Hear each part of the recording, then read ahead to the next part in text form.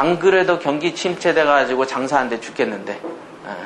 맨 전화하면 경매로 딱 제가 전화해서 그것도 세련된 표현으로 죄송합니다 사장님 뭐 어쩌고 경매 물건이 나왔는데 이거 조금 시세 좀 알려주시면 제가 좀 도움이 되겠는데요. 이렇게 얘기를 하면 그런 좋은데 어떻게 합니까? 대부분 경매 아닌 척하고 자꾸 물어보려다가 토신하잖아. 그럼 화가 더 납니다. 이씨. 또는 못생긴 사람이 가가지고 투박한 멘트를 하면서 문 열고 들어가가지고 시세 물어보면 짜증납니다. 나 같아도 말 섞기도 싫어. 근데 이제 물론 이쁜 여자가 오면 더 알려주려고 하고 시간 좀 더 끌려고 하고 안 틀던 에어컨도 한 번씩 틀어주고 이렇게 되겠지요. 그거하고 마찬가지입니다. 시세 조사할 때 우리를 시험을 합니다. 누가?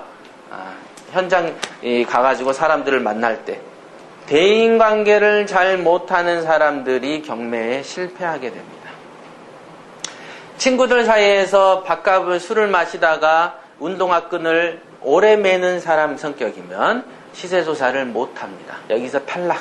왜요? 성격이 안 좋거든. 자, 말을 잘 못하는 사람 탈락. 우리가 이제 결혼할 땐 그러죠. 아유, 우리 신랑은 말은 못해도 표현이 약해서 그러지 마음은 따뜻해. 그런 사람 경매 탈락. 왜? 여기서는 말을 잘해야 된다니까. 말을. 성격도 좋아야 되지만 말도 참 잘해야 됩니다. 말을. 대인공포증도 없애야 돼. 나는 모든 건 다 잘할 수 있는데 물건 검색 진짜 잘하고 뭣도 잘하고 다 잘해. 근데 이상하게 사람한테 낯선 사람한테는 말만 걸면 그렇게 부끄러운지 몰라? 이러면 탈락. 절대 경매할 수가 없고 성공할 수가 없습니다. 정답입니다. 제 말이 틀린지 안 틀린지 알아야 됩니다. 자, 그러니까 여기에서 딱 브레이크가 걸린다. 또 하나의 브레이크가 있어요. 10군데를 전화하거나 10군데를 만나게 되면 2억입니다라고 통일되게 얘기할 것 같냐? 안 합니다. 누구는 1억 8천에서 2억 2천, 누구는 2억에서 왔다리 갔다리, 누구는 최근에 경기가 침체돼서 거래해 본 적이 없어서 나 몰라. 뚝 이렇게 되죠. 또 누구는 뭐라고 합니까? 그걸 경매로 왜 사? 금매로 사. 그거보다 더 좋은 집 더 싸게 나왔어. 이렇게 얘기합니다. 또는 누구는 재개발되는데도 굉장히 우리 동네 재개발돼도 안 돼. 내가 20년 동안 이 동네에서 살았어. 이런 사람 또 꼭 있습니다. 동네마다. 그런 겁니다.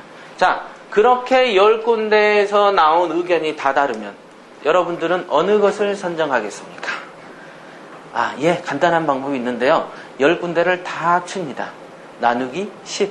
이러면 이제 되는 거 아닙니까? 평균 가격으로, 부동산을 평균 가격으로 평가한다는 얘기는 생판 처음 듣는 이론이죠.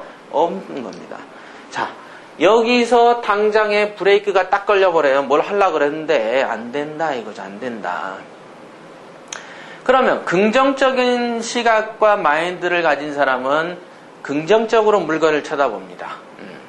근데 돈을 벌기에 모자란 무능한 사람과 가난한 기질이 많은 사람이 시세조사를 하러 가잖아요. 그러면 10군데 중에서 가장 돈 없고 박복한 인생하고 만나게 됩니다.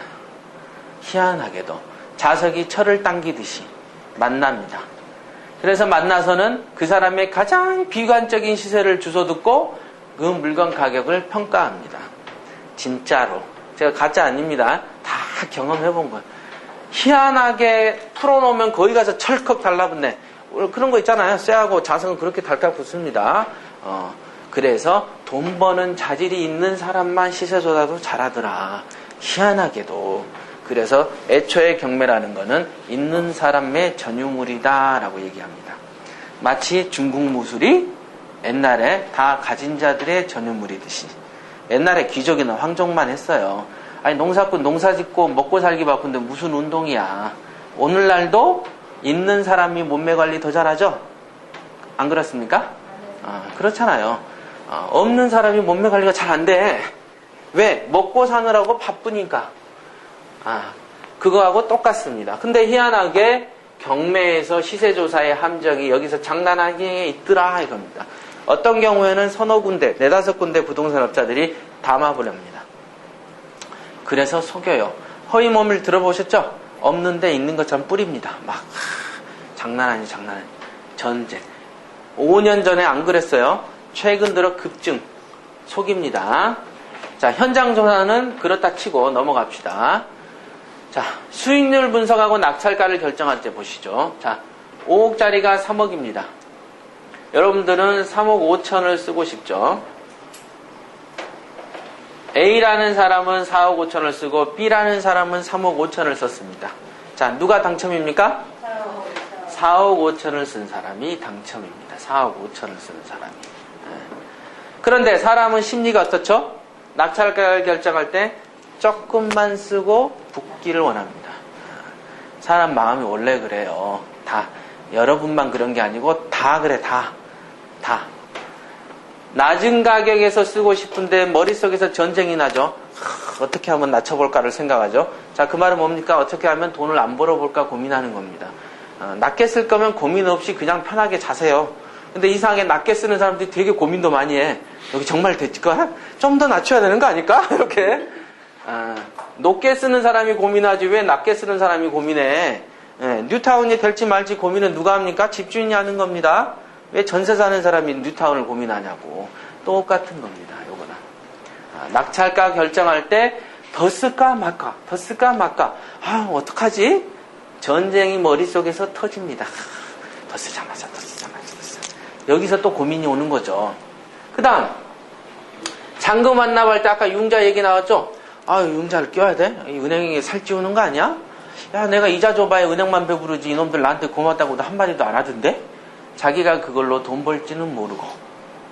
마치, 뭐다? 밥을 먹을 때 밥이 주니까 눈물을 흘리잖아요. 배는 부르지만. 배가 부른다는 걸 모르고, 밥이 주니까 웁니다.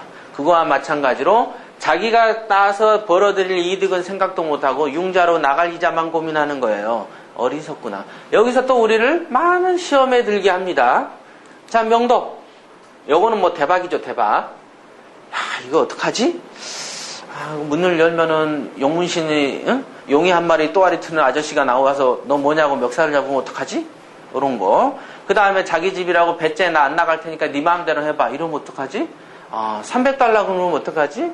야, 내가 여태까지 그 양문형 냉장고 사면서 200 드린 거 외에는 인생에 크게 사본 게 없는데 얘한테 생판 처음 본 사람한테 왜 2, 300 줘야 돼? 여기서 싸우자. 또 싸웁니다. 대박. 전월세 낼 때 야, 물건이라는 게 낙찰을 받아놓고 깨끗이 청소해 놓으면은 내일이면 바로 전세 들어와야지. 왜 이렇게 안 들어오지? 이상하네. 나는 인생에서 신이 저주를 내렸나 봐. 이런 생각을 합니다. 안 되니까. 자기 뜻대로 안 되니까. 심지어는 6개월이 돼도 한 통화도 안 걸려올 때는 이제는 내가 괜한 경매 투자를 했나 보다 이렇게 생각을 합니다. 혼자 독신이면 괜찮은데 결혼까지 했으면 어떻게 됩니까?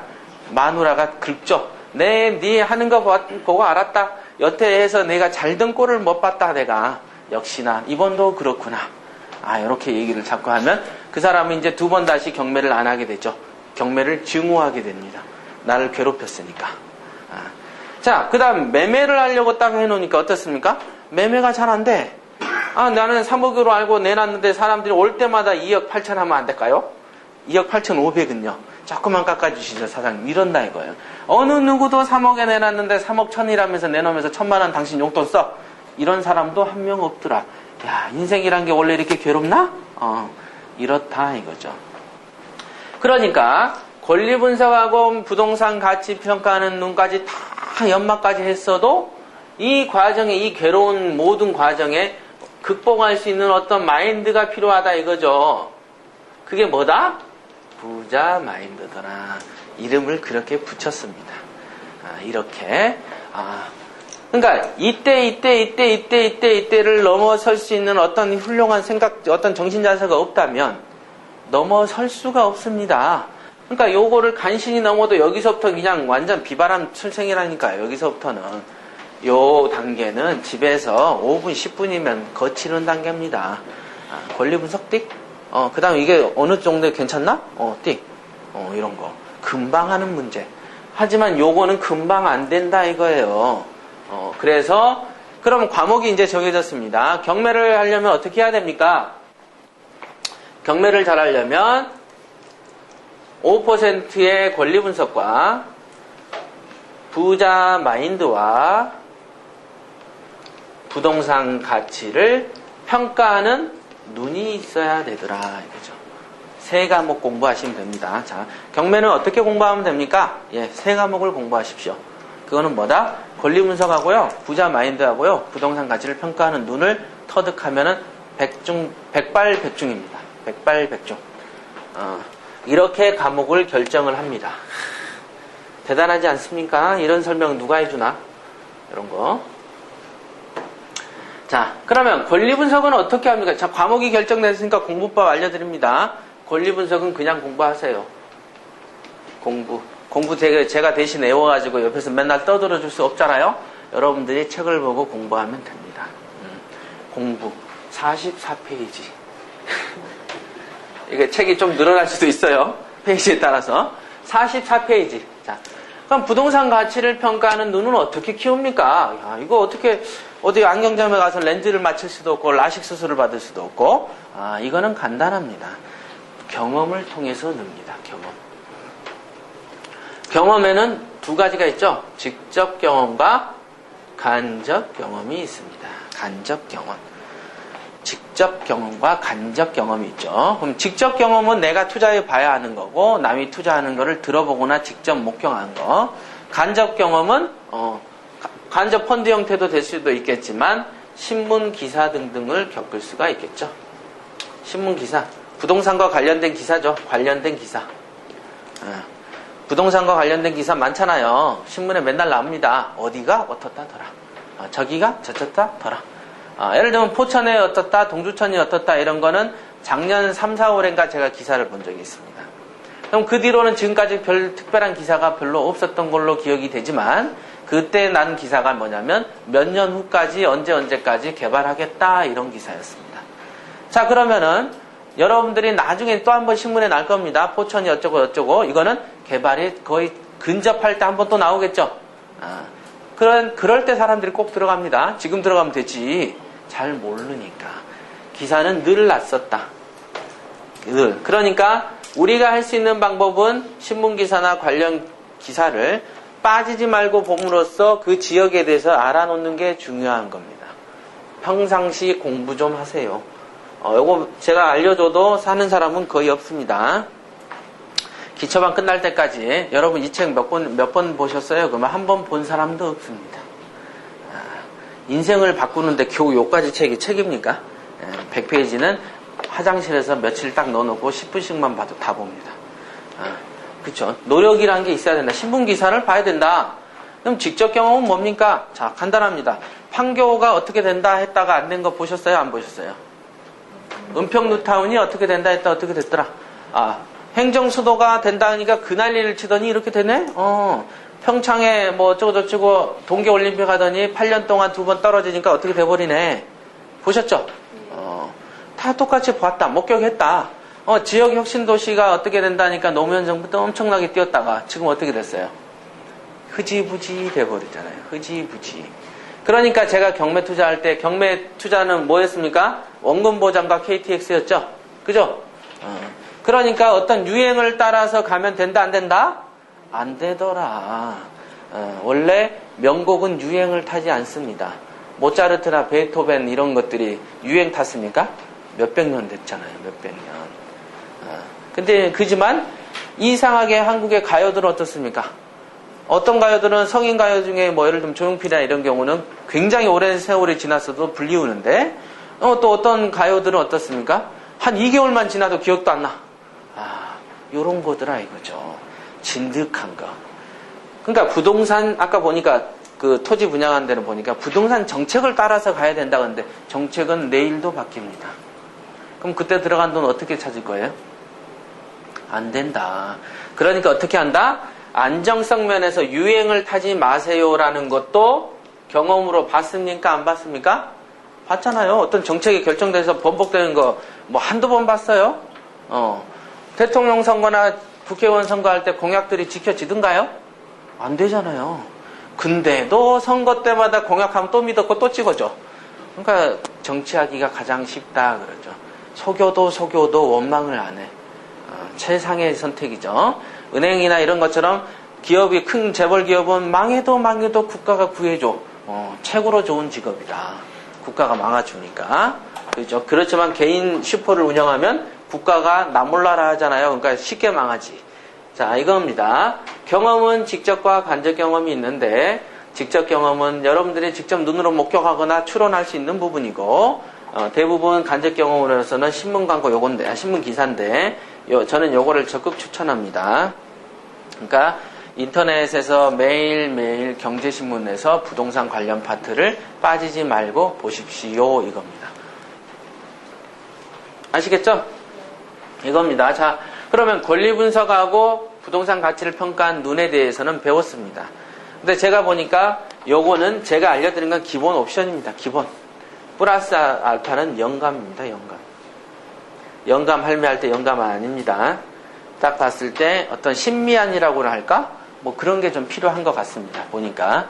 딱 봤을 때 이게 돈이 되는지 안 되는지는 따지고 보면 논리적이죠. 왜 논리적입니까? 돈이 벌릴 딱 봐서는 안 좋은 것 같아. 언뜻 봤을 때. 우리도 그러잖아요. 친구들 만날 때 언뜻 보니까 나쁜 놈 같아. 근데 친하게 밥도 먹고 술도 마시다 보니까 이놈이 원래 나쁜 놈 같았는데 알고 보니까 괜찮은 놈이더라. 이런 경험 많이 해보셨잖아요. 그런 것처럼 언뜻 보니까 나쁜 것 같은데 이렇게 보니까 나쁜 요소 5개, 안 좋은 요소 5개가 혼재되어 있다 이거죠. 그럴 때 좋은 요소 5개가 점수를 더 주겠다 싶으면 잡으면 되는데 여기 일반인들이 잘 안 되더라 이거예요. 근데 저 같은 경우는 이렇게 분석을 착 해서 이거 사서 돈이 되겠다 하면 나쁜 요소가 있어도 삽니다. 이왕이면 나쁜 요소가 없는 게 좋겠지만 세상은 그렇게 되지가 않죠. 그러니까 섞여 있는데 그 중에 투자 판단을 하는 거 그게 참 애로가 있더라 이거죠. 그게 이제 편견을 제가 교육하는 이유 중에 하나입니다. 경매의 편견. 이제 성공 사례에서 이런 것들이 어떻게 사용되는지를 알 수 있는데 오늘은 이 정도 공부해야 될 어떤 과목과 공부하는 방법을 가르치는 데만 해도 1시간이 후딱 가잖아요. 여기에다가 사례를 하나만 얹어버리면 또 1시간 반 돼버립니다.